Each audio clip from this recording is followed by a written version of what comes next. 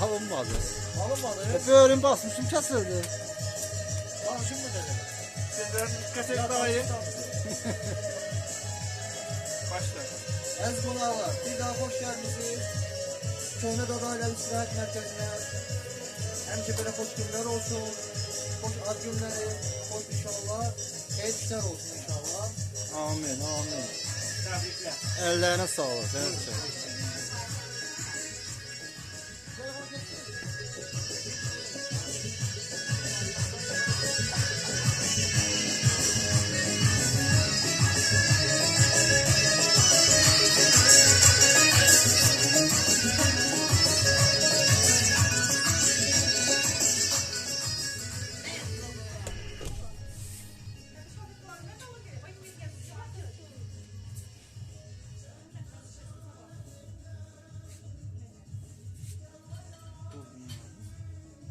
Sen oradan dur.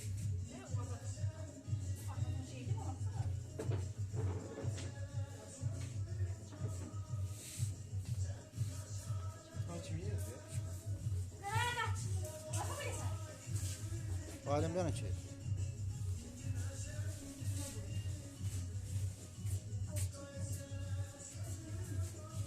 Maşallah, maşallah.